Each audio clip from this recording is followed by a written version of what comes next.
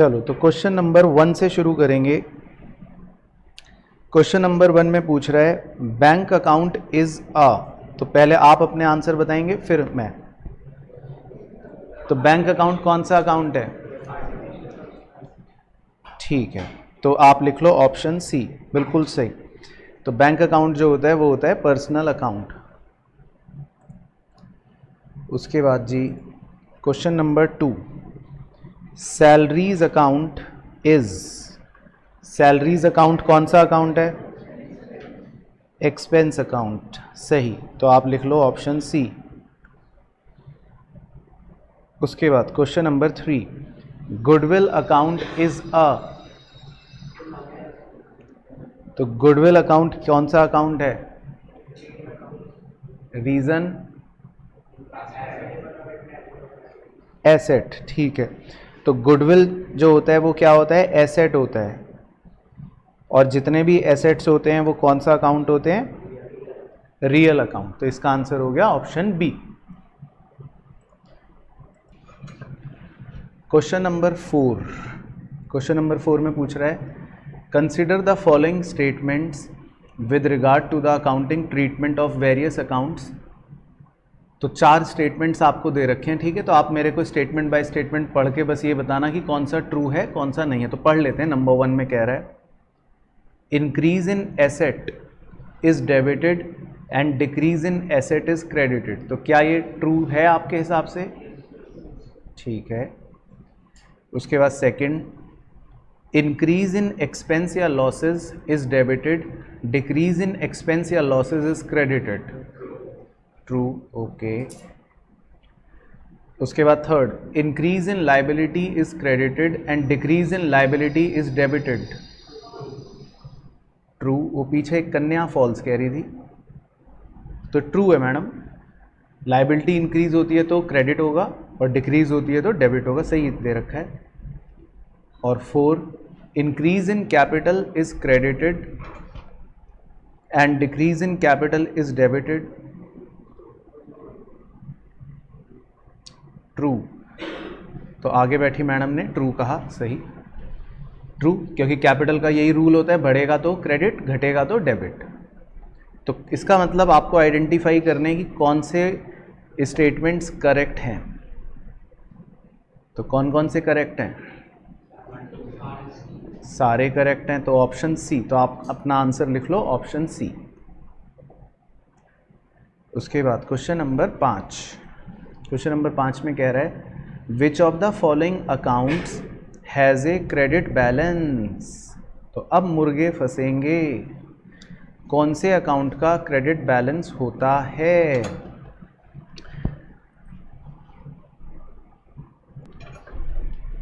तो credit balance के लिए आपको ये ध्यान रखना है मेरे प्यारे प्यारे बच्चों, कैपिटल, लायबिलिटी और रेवेन्यू, ये 3 जो होते हैं इनका रूल क्या होता है कि जब ये बढ़ते हैं तो क्रेडिट होता है। तो इन तीनों के ही क्रेडिट बैलेंस होते हैं, क्योंकि इन तीनों में हमेशा कौन सी टीम जीतती है? क्रेडिट की टीम जीतती है। और एसेट और एक्सपेंस जो होते हैं इनका रूल क्या होता था कि जब बढ़ते हैं तो डेबिट होते हैं। तो इन दोनों के जो बैलेंस होते हैं वो हमेशा कौन से बैलेंस होते हैं? डेबिट बैलेंस होते हैं। तो अब क्वेश्चन आपसे ये पूछ रहा है कि कौन से अकाउंट का क्रेडिट बैलेंस होगा। तो आप ये आइडेंटिफाई करो कि कौन सा अकाउंट इनमें से या तो कैपिटल नज़र आ रहा है आपको, या लाइबिलिटी नज़र आ रहा है, या रेवेन्यू। अगर उन तीनों में से कोई एक होगा तो that will be your answer. तो डिस्काउंट अलाउड क्या होता है? चलो ऐसे ही बताओ, ये क्या होता है? एक्सपेंस होता है। जब हम किसी को डिस्काउंट देते हैं तो इसका मतलब ये हमारे बिजनेस के लिए क्या हो गया? एक्सपेंस हो गया। उसके बाद कैरेज इनवर्ड, ये क्या होता है? कैरेज इनवर्ड आपको बताया था एक बार, कैरेज वर्ड लिखवाया भी था, मीनिंग कैरेज किसे बोलते हैं? तो याद है किसी को? कैरेज, ट्रांसपोर्टेशन की कॉस्ट जो होती है ना उसको कैरेज बोला जाता है। तो ये एक तरह से ये आपका एक्सपेंस होता है। जैसे सामान आप एक जगह से दूसरी जगह लेके जाते हो ना, सामान को इधर उधर करते हो, उसको कैरेज इनवर्ड बोलते हैं। तो ये एक्सपेंस होता है। उसके बाद कैरेज आउटवर्ड, ये क्या होता है? ये भी सामान का इधर उधर करने का एक्सपेंस होता है। अब एक को इनवर्ड बोला, एक को आउटवर्ड बोला, बताओ इसके बारे में क्या अंतर होता है? इन और आउट में क्या फर्क होता है? नहीं, जब सामान फैक्ट्री के अंदर आता है तो उसको बोलते हैं कैरेज इनवर्ड, और जब वही सामान अगर आप फैक्ट्री से बाहर निकालते हो तो उसको बोल देते हैं कैरेज आउटवर्ड। लेकिन सामान इधर से उधर होने के खर्चे को कैरेज बोला जाता है। तो ये क्या होता है? एक्सपेंस होता है। तो इसका मतलब एक्सपेंस ए, सी और डी तो एक्सपेंस है, तो इन तीनों के बैलेंस कौन से होंगे? डेबिट बैलेंस होंगे। अब डिस्काउंट रिसीव्ड क्या होता है? रेवेन्यू। क्लियर के हिसाब से क्या होता है? ये रेवेन्यू, क्योंकि आपको डिस्काउंट मिला। तो क्योंकि ये रेवेन्यू है तो इसीलिए इसका बैलेंस कौन सा होगा? क्रेडिट बैलेंस होगा। तो ये इसका आंसर हो गया, ठीक है ना। तो इस क्वेश्चन के माध्यम से आपको एक नई और अच्छी चीज सीखने को मिली। क्लियर हो गया सब बच्चों को? तो आप कैसे बैलेंस की पहचान करोगे? एक बार अब अपने मुंह से बोलो।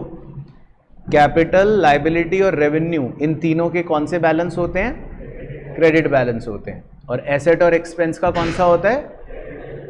डेबिट बैलेंस होता है, ठीक है।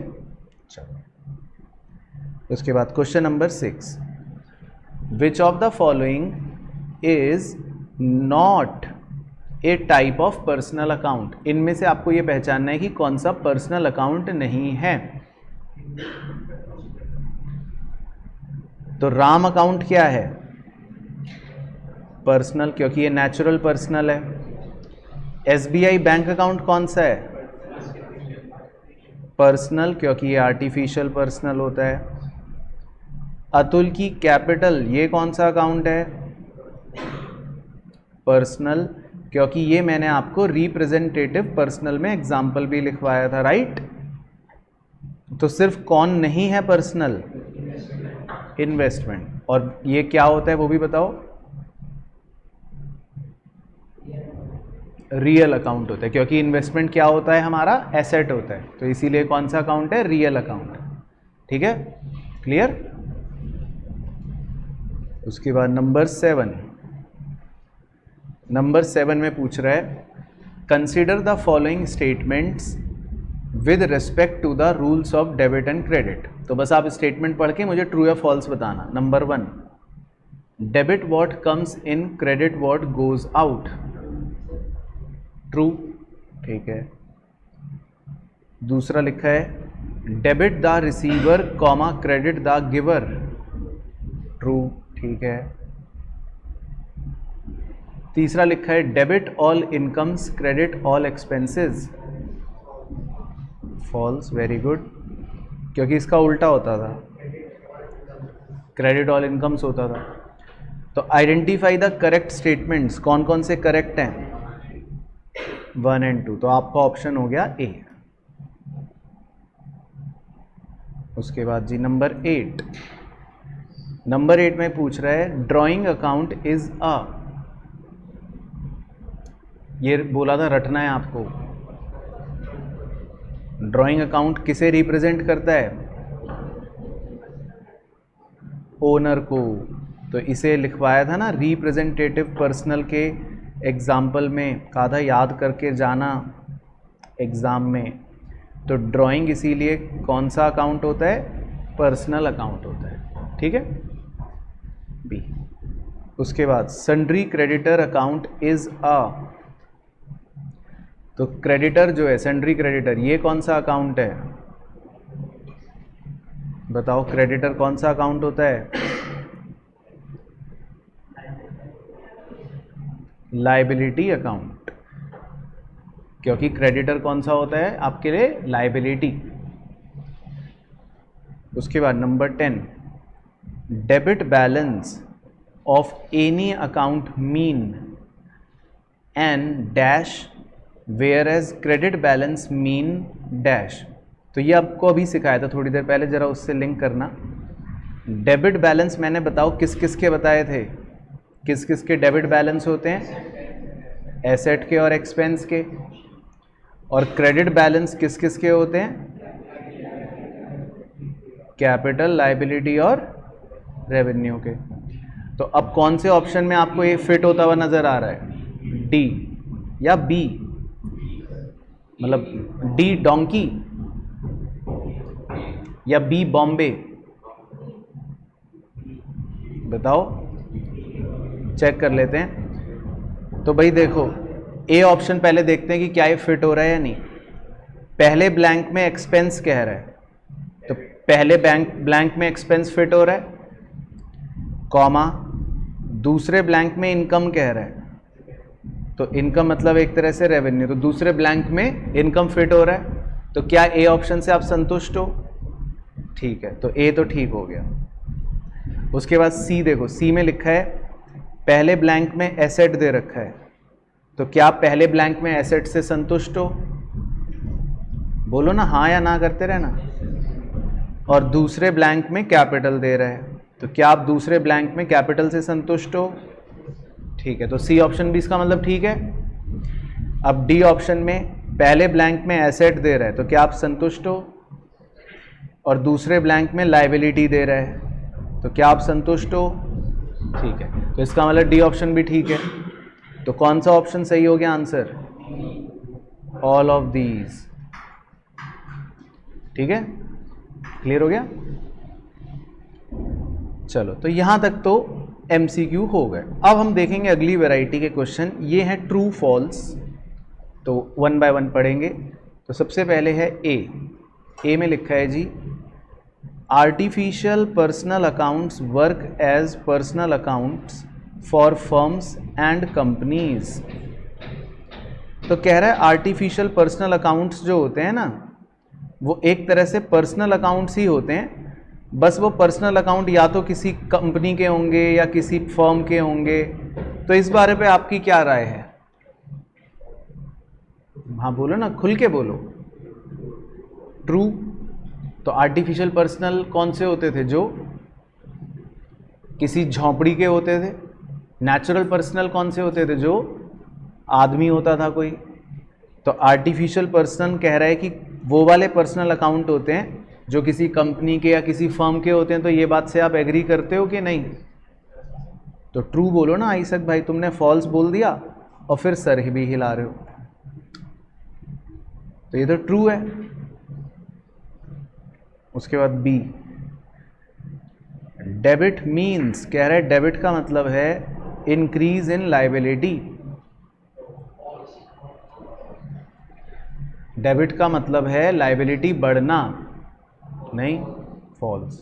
ठीक है, तो ये हर तरह से गलती है, क्योंकि डेबिट का वैसे तो मतलब होता है left side of the account, पहली बात तो ये। और दूसरी बात, अगर आप लायबिलिटी के हिसाब से सोचो भी, तो लायबिलिटी बढ़ने को डेबिट नहीं बल्कि क्रेडिट करते हैं, तो ये वैसे भी गलत हो गया। तो ये दोनों तरह से गलत ही हो गया। उसके बाद C, credit is abbreviated as DR। तो क्या होता है एक्चुअल में?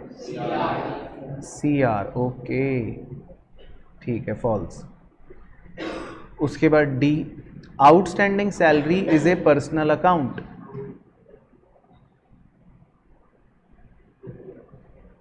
रीजन?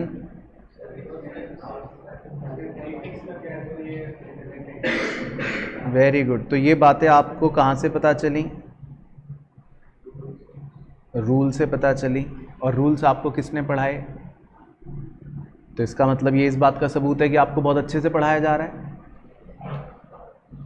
तो सर ने बोला ट्रू है ये, क्योंकि आपको सिखाया था कि किसी भी नॉमिनल अकाउंट से पहले या आगे कोई प्रीफिक्स या सफिक्स लग जाता है तो वो क्या बन जाते हैं? रिप्रेजेंटेटिव पर्सनल बन जाते हैं। याद है? तो सैलरी अकाउंट क्या होता है? नॉमिनल। तो सैलरी से पहले अगर लिखा है आउटस्टैंडिंग, तो ये क्या बन गया? रिप्रेजेंटेटिव पर्सनल बन गया, है ना? तो ये ट्रू हो गई बात। Very good. तो ये इसमें याद रखना था सबको। उसके बाद जी E, the amount of every transaction is written twice, once as debit again as credit. True? True, क्योंकि हर ट्रांजैक्शन के दो एस्पेक्ट्स होते हैं। आपने वैसे चैप्टर 1 में भी पढ़ा है और अकाउंटिंग इक्वेशन में भी थोड़ा सा पढ़ा है और इस चैप्टर में भी पढ़ा है। तो हर ट्रांजैक्शन के दो एस्पेक्ट्स को रिकॉर्ड करते हैं। आपने इस पे क्वेश्चन भी करा था मेरे साथ एक। तो क्लियर हो गया? चलो, तो ये हो गई एक वैरायटी। अब है जी अगली variety, fill in the blanks. तो फिल इन द ब्लैंक्स करेंगे नंबर 1 ए। ए में लिखा है the reduction in expenses is recorded on the dash side. तो बताओ रूल, एक्सपेंस कम हो गया तो कौन सी साइड रिकॉर्ड करेंगे? क्रेडिट। ठीक है, तो लिख लो अपना, बस ब्लैंक का आंसर लिख लेना क्रेडिट। तो ए का आंसर हो गया credit. B, accounts which relate to persons, individual, firms, company, debtor, creditor etcetera are personal accounts, क्योंकि जो भी आदमी, झोंपड़ी, कंपनी इन सब से रिलेट करते हैं उन्हें हम क्या बोलते हैं? Personal accounts. आर्टिफिशियल भी हो सकते हैं, इंडिविजुअल है तो नेचुरल भी हो सकते हैं, तो कोई भी हो सकते हैं। पढ़ते रहना, पढ़ते रहना, पढ़ते रहना। मैं आया हूं बस छोटा सा एक मैसेज लेकर, जरा देखूं तो सही कि बच्चे पूरी वीडियो ध्यान से पढ़ रहे हैं कि नहीं। मुझे नीचे कमेंट करके बताना कि वीडियो के किस मोमेंट पर एग्जैक्टली आप मेरा ये वीडियो मैसेज सुन रहे हो। जरा पता तो चले कि बच्चे पढ़ाई कर भी रहे हैं वीडियो से या नहीं। और हाँ, बिजनेस स्टडीज की अच्छी प्रिपरेशन करने के लिए अंकुर अग्रवाल सर के चैनल को जरूर सब्सक्राइब करना। वहां पर बिजनेस स्टडीज के ऑलरेडी लेक्चर्स स्टार्ट हो चुके हैं। All the best. उसके बाद है जी C, these are the dash of expenses और losses incurred in carrying the business. तो दो में से एक ऑप्शन चूज करना है क्या? तो दीज आर द अकाउंट्स, क्योंकि एक्सपेंस और लॉसेस के अकाउंट्स होते हैं ना, तो ये ब्लैंक फिर भी कुछ सेंस बना रहा है। दीज आर द प्रॉफिट अगर लिखोगे आप तो उसका कोई सेंस नहीं बनेगा। उसके बाद जी D, the account of the party from whom goods were purchased is dash with the total amount. चलो, तो ये तो बहुत ही बढ़िया पॉइंट है। अब वो कह रहा है the account of the party from whom goods were purchased. तो पहले इसको समझ लेते हैं। अब कह रहा है कि आपने किसी पार्टी से गुड्स खरीदे। तो जब आप किसी पार्टी से गुड खरीदते हो तो उस पार्टी को क्या कहते हैं हम? उसे कौन कहते हैं हम? उसकी डेफिनेशन क्या लिखवाई है चैप्टर 2 में? डेटर से नहीं खरीदते मैडम, दूसरा टर्म मारो तुक्का। भाई किससे गुड्स खरीदते हैं हम? बोलो ना, उस आदमी का नाम बोलो जिससे गुड्स खरीदे जाते हैं। उस आदमी को क्या कहते हैं? नहीं नहीं, प्रोप्राइटर तो हम होते हैं, हम तो मालिक हो गए। और अच्छा दूसरा नाम बोलो। जिस आदमी से हम गुड्स खरीदते हैं उधार पे, क्रेडिटर। अब जब पार्टी का नाम दे रखा है तो वो उधारी तो मानते हैं हम, क्रेडिटर। तो ये है नलायकों की टोली। अब थोड़ी देर के लिए ऐसा एज्यूम करो कि आप एक क्रेडिटर का अकाउंट बना रहे हो, ठीक है? थोड़ी देर के लिए एज्यूम करो कि आप एक क्रेडिटर का अकाउंट बना रहे हो। तो क्रेडिटर का अकाउंट बनाने के लिए क्या सिखाया था? पहले मन वाला बादल बताओ। इसको दवाई दे देना भाई आज। अब लायबिलिटी का रूल बताओ। डिक्रीज होगा तो डेबिट साइड और इंक्रीज होगा तो क्रेडिट साइड, है ना?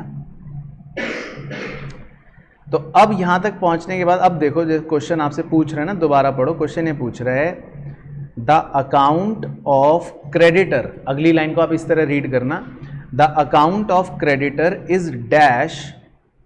हम क्रेडिटर के अकाउंट को कह रहे हैं क्या करते हैं? With the total amount. तो अब आप ये बताओ, अगर आप क्रेडिटर से गुड्स खरीदोगे, है ना, तो आप क्रेडिटर के अकाउंट को क्या करोगे? वो ये पूछ रहा है। बढ़ा दोगे? तो वेरी गुड। तो बढ़ा दोगे तो किस साइड लिखोगे? क्रेडिट साइड लिखोगे, है ना? समझ आया क्वेश्चन क्या पूछ रहा है? तो इसका आंसर बनेगा कि the account of the creditor is credited. तो इसका ब्लैंक का आंसर बनेगा the amount of the creditor is credited, क्योंकि आप क्रेडिटर के अकाउंट में किस साइड रिकॉर्ड करोगे, क्रेडिट साइड रिकॉर्ड करोगे, है ना। तो ये इसमें अच्छा पॉइंट था, तो ये ध्यान रखना है। चलो उसके बाद number E last, dash accounts include all the accounts of expenses and incomes. तो किस में हम एक्सपेंसेस और इनकम रिकॉर्ड करते हैं, नॉमिनल, सही, क्योंकि नॉमिनल में आपको ये लिखवा रखा है ना कि all the expenses and revenues या इनकम्स वो हम कौन से अकाउंट में रिकॉर्ड करते हैं, नॉमिनल। यहां तक ओके हो गया सबको। चलो तो यहां तक तो हो गए जी फिल इन द ब्लैंक। अब उसके बाद कुछ सब्जेक्टिव क्वेश्चंस पर चर्चा कर लेते हैं। क्वेश्चन नंबर 13 में कह रहा है स्टेट द रूल, आपको रूल बताना है of use recording personal accounts in journal. तो पर्सनल अकाउंट्स का रूल किसे याद है, क्या था,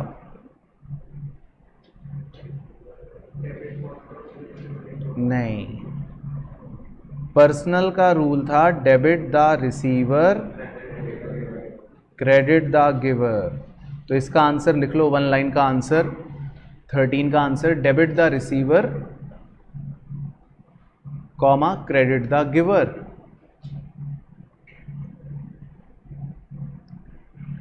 उसके बाद जी नंबर 14,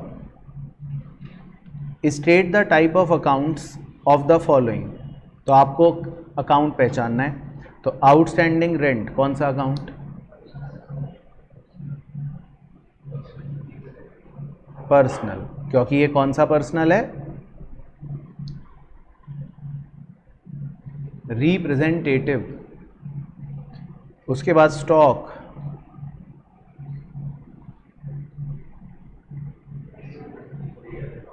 रियल, क्योंकि स्टॉक क्या होता है, एसेट होता है, ठीक है। तो इसका आंसर आप लिख लो रियल। ओके, क्लियर हो गया। चलो उसके बाद जी नंबर 15 में पूछ रहा है, ये मुझे आप ओरली सुना दो। What are nominal accounts. Nominal accounts कौन से होते हैं जिसमें आप क्या क्या लिखते हो, एक्सपेंसेस या लॉसेस और इनकम्स या गेन्स या रेवेन्यू, कुछ भी। तो जिसमें आप सारे एक्सपेंसेस और रेवेन्यूज लिखते हो एक तरह से, उन्हें हम क्या बोलते हैं, नॉमिनल। उसके बाद पर्सनल कौन से होते हैं, what are the personal account, ये भी ओरली सुना दो। विच रिलेट टू, या तो पर्सन्स है ना, मतलब या तो किसी इंडिविजुअल से रिलेट करेंगे या फिर किससे रिलेट करेंगे, कंपनी से, फर्म और कंपनी। तो which relates to individuals, firm या कंपनी। तो इसमें आप एक लाइन में छोटा सा ये लिख सकते हो। तो which relates to individuals, firm और कंपनी। उसके बाद जी नंबर 17, ये भी ओरली आप सुनाओ। What does debit in an asset account signify. Asset के अकाउंट में पूछ रहा है डेबिट का क्या मतलब है, एसेट इंक्रीज हुआ, वेरी गुड। तो लिख लो increase in asset.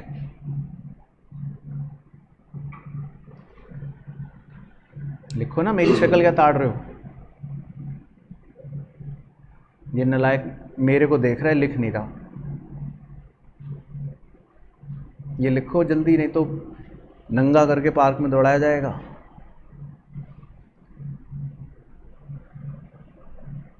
Which account should be credited.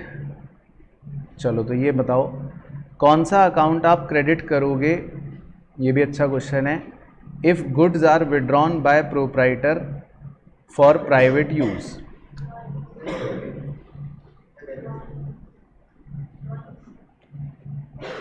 चलो ठीक है, तो ये क्वेश्चन जो है ये अभी फिलहाल आपको सीखने को मिलेगा आगे चैप्टर 8 में, तो इसीलिए अभी इसका आंसर मुझे पता है आप गलत ही बताओगे। तो इसका आंसर मैं लिखवा देता हूँ, आप लिख लो।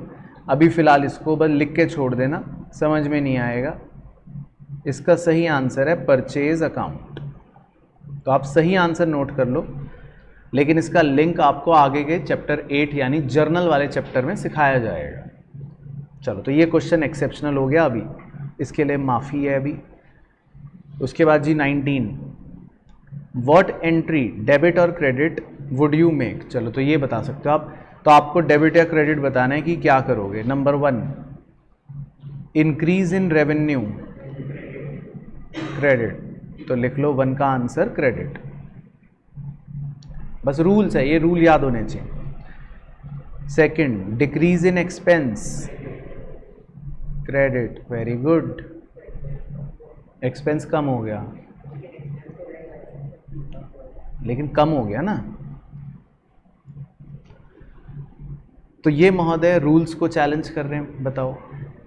अब इसका मेरे पास कोई इलाज नहीं है, आपको जो रूल्स हैं बच्चों वो तो याद ही रखने पड़ेंगे। रूल्स क्या सिखाए थे एक बार बादल में लिख देते हैं।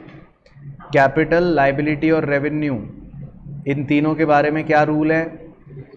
इंक्रीज होगा तो क्रेडिट, डिक्रीज होगा तो डेबिट।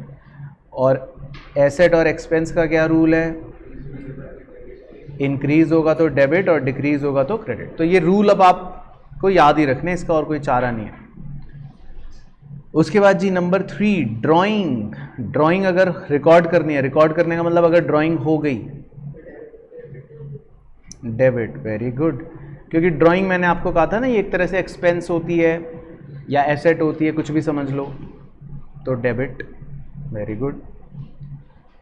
उसके बाद number 4, record the fresh capital introduced by owner.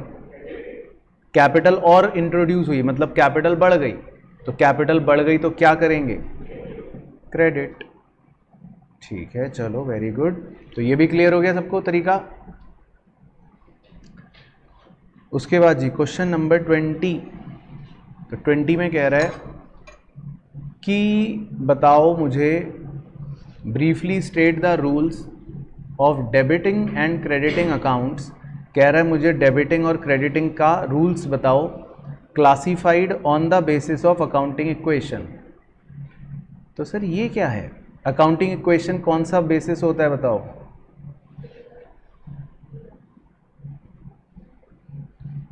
दो तरह के बेसिस होते हैं प्यारे प्यारे बच्चों, एक होता है ट्रेडिशनल बेसिस पुराने ज़माने वाला, और एक होता है मॉडर्न बेसिस आज के ज़माने वाला।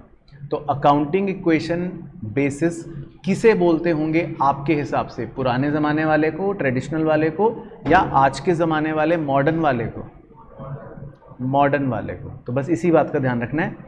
तो बेसिकली ये क्वेश्चन आपसे इनडायरेक्टली मॉडर्न वाले ही रूल्स पूछ रहे हैं, तो ये बात लिख लेना, अकाउंटिंग इक्वेशन का मतलब मॉडर्न रूल्स ही होता है। तो अब मॉडर्न रूल्स बताओ क्या है, मॉडर्न रूल्स बताइए डेबिट क्रेडिट के क्या है मॉडर्न रूल्स, बताओ। तुम तो होशियार हो,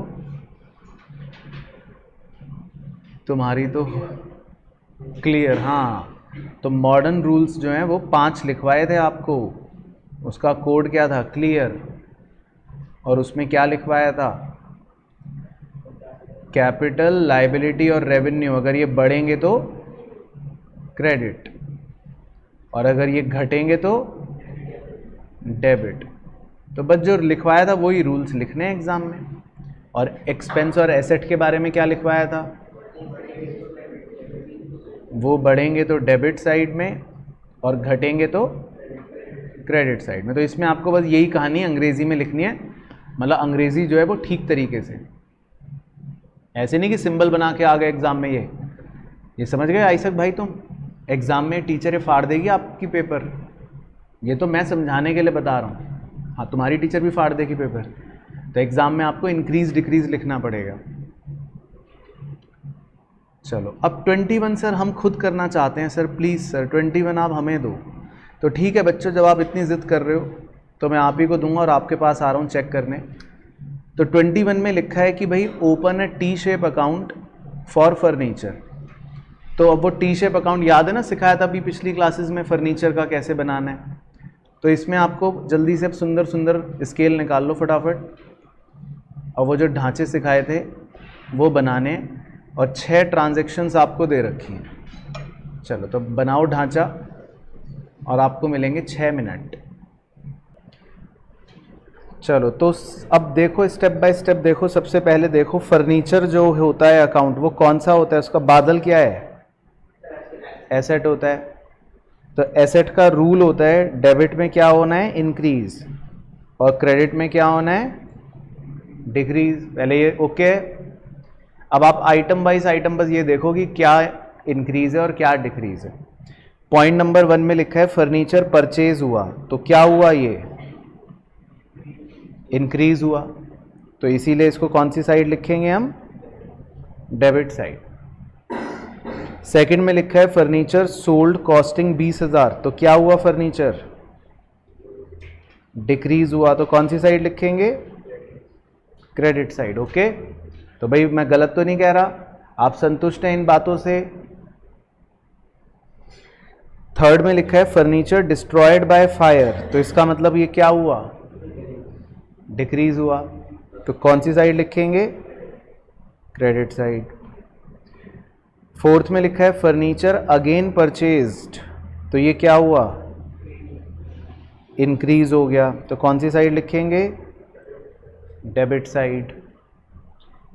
फिफ्थ में लिखा है फर्नीचर डिस्कार्ड कर दिया, मतलब फेंक दिया, तो रिड्यूस हो गया। डिस्कार्ड का मतलब याद है, डिस्कार्ड मतलब बताया था ना, नाले में फेंक देना, ऐसा कुछ। तो रिड्यूस हो गया, तो कौन सी साइड लिखेंगे, credit side.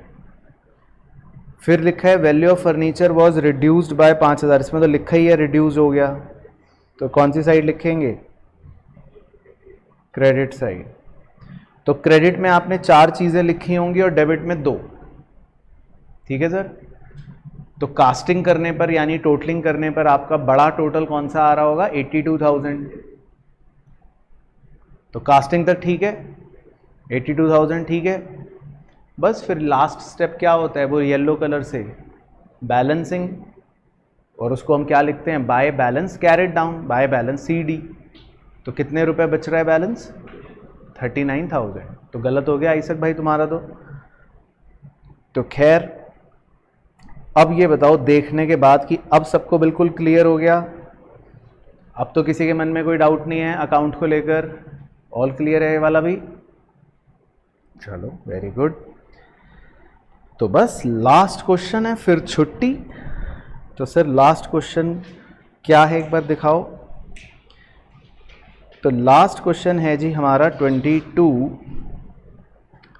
Put the following on proper side of. तो आप इसमें कौन सी साइड में लिखेंगे, कौन कौन से अकाउंट बनाने हैं, cash account, comma debtors account and creditor account. तो इसमें आपको कितने ढांचे बनाने हैं, 3 ढांचे बनाने हैं, और ट्रांजैक्शन आपकी दे ही रखी है, ये लिखी है ना, 1 2 3 4 5 6 7 8। तो 8 ट्रांजैक्शंस हैं और 3 ढांचे। तो सर हम खुद करेंगे, तो बिल्कुल बच्चों आपको खुद ही करना है, मैं तो बस अब फाइनल आंसर पूछूंगा। चलो तो अब हो जाओ शुरू, तीनों ढांचे सुंदर सुंदर। चलो तो सभी बच्चों ने जो भी करा हो और करा के फाइनल आंसर हम बैलेंस वाले लिखेंगे बैलेंसिंग के बाद। तो जो बैलेंस बचेगा सही आंसर, कैश अकाउंट का कितना बच रहा है, 60,000, तो ये सही आंसर है। तो अगर आपका ये बच रहा है तो बहुत बहुत मुबारकबाद, और अगर आपका ये नहीं बच रहा है तो इसका मतलब आपको होमवर्क के क्वेश्चन करने पड़ेंगे, या फिर जो हमने क्वेश्चन 7 एक करा था ना, सेम इसी तरह से करा था, वो वाला दोबारा घर जाके करना पड़ेगा। फिर डेटर का क्या बैलेंस बच रहा है, 20,000, तो ये सही बैलेंस बचेंगे। और ये दोनों जो है ना, ये डेबिट बैलेंस हैं, ये दोनों जो हैं, ये भी लिख देता हूँ, ये कौन से बैलेंस बचेंगे, आपका आंसर डेबिट बैलेंस।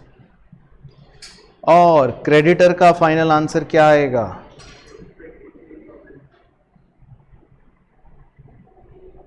23,000, बिल्कुल सही। तो ये आपका फाइनल आंसर क्रेडिटर अकाउंट का बचेगा, जो कि होगा क्रेडिट बैलेंस। तो ये थे बच्चों जी हमारे आज के सारे सवाल। तो इससे क्या पता चलता है कि आपको कुछ नहीं आता। तो अब नेक्स्ट क्लास में इसी क्वेश्चन को एक बार दोबारा करके आना, या फिर इसके जो बाकी क्वेश्चन जिनमें भी आपको दिक्कत हुई वो भी दोबारा प्रैक्टिस करना, ताकि फिर ये चैप्टर पूरी तरह से अच्छे से फिनिश हो पाए। ओके, चलो डन। तो ये था बच्चों आज के हमारे इस लेक्चर में। आई होप आपको पूरा वीडियो लेक्चर अच्छे से समझ आया होगा। मुझे प्लीज कमेंट करके बताना कि आपको इस टॉपिक में कौन कौन सी चीजें आसान लगी या कोई मुश्किल चीज जो आपको इस लेक्चर में लगी, तो वो भी प्लीज मुझे मेंशन करके नीचे जरूर बताना। क्या बच्चों के 5 नंबर कट जाएंगे बोर्ड्स में? किस बात के? मतलब जब ये पढ़ाई के अलावा ब्रेक लेते हैं तो इंस्टाग्राम पर टाइम वेस्ट करते हैं और अभी तक मेरे को फॉलो नहीं करा है, तो ठीक है बच्चों के कटने तो 5 नंबर, क्या होता है। और कल को जब ये पढ़ लिख के अच्छा कॉलेज जाएंगे, अपना प्रोफेशनल सर्कल बढ़ाना होगा, तो लिंक्डइन पर भी अभी मेरे को फॉलो नहीं कर रहे, तो ठीक है इनका सर्कल छोटा रह जाएगा, मुझे क्या है, मोटिवेशन चाहिए हम। हाँ बच्चों को तो मोटिवेशन के लिए मेरे ट्वीट तो फॉलो करते ही होंगे, क्या नहीं करते? तो ठीक है बच्चों की मर्जी, इनके नंबर भी कटेंगे, ना इनको मोटिवेशन मिलेगी, ना इनका प्रोफेशनल सर्कल बड़ा होगा, ठीक है कोई बात नहीं।